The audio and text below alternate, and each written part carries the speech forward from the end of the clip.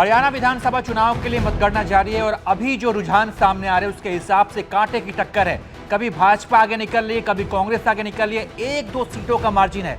2 सीटों से कभी भाजपा आगे जा रही है तो कभी कांग्रेस निकल रही है। तो कुल मिलाकर रुझान ये बता रहे हैं कि आने वाले समय में 1-2 घंटे बाद जो नतीजे आएंगे उसमें बहुत बड़ा अंतर नहीं दिखेगा। भाजपा और कांग्रेस बिल्कुल आसपास होंगे और ऐसे में सरकार बनाने के लिए भाजपा हो या कांग्रेस हो, दोनों ही पार्टियों की जो नज़र है वो निर्दलीयों पर टिकी है, अन्य उम्मीदवारों पर टिकी है। जो छोटी पार्टियां उन पर टिकी है, उसमें इनेलो भी हो सकता है कि इनेलो किसको समर्थन देगी। इनेलो का भी एक बड़ा योगदान हो सकता है क्योंकि इनेलो की जो पार्टी है वो भी 2 से 3 सीटों पर लीड कर रही है। और इस बीच भाजपा के लिए एक अच्छी खबर है, बड़ी खबर है।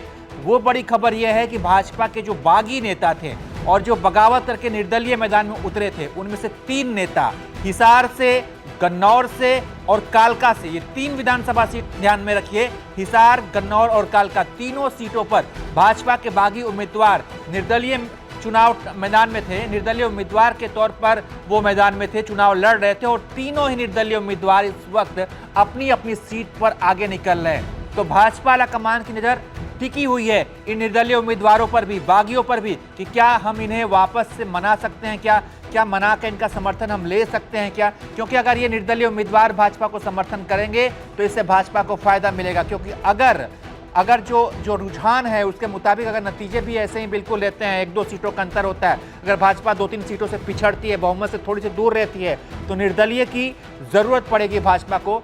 तो भाजपा की नज़र जो है निर्दलीय उम्मीदवारों पर टिकी है। 3 सीटों को मैंने आपका नाम बताया, हिसार हो गया, कालका हो गया और गन्नौर। इन तीनों सीटों से जो निर्दलीय उम्मीदवार हैं वो आगे चल रहे हैं और तीनों ही नेता भाजपा के बागी नेता हैं, बगावत करके निर्दलीय बतौर निर्दलीय उम्मीदवार मैदान में। इसके अलावा गोपाल कांडा वाली जो सीट है उस पर भी भाजपा की नज़र है कि गोपाल कांडा चुनाव में जीतते हैं या हारते हैं। हालांकि वो कभी आगे हो रहे हैं, कभी पीछे हो रहे हैं। अगर गोपाल कांडा चुनाव जीतते हैं तो भाजपा को उनसे भी उम्मीद है कि गोपाल कांडा उनको समर्थन करें। तो कुल मिलाकर जो बीजेपी के जो आलाकमान है वो इस बात पर नज़र बनाए हुए हैं कि भाई निर्दलीयों की स्थिति क्या है।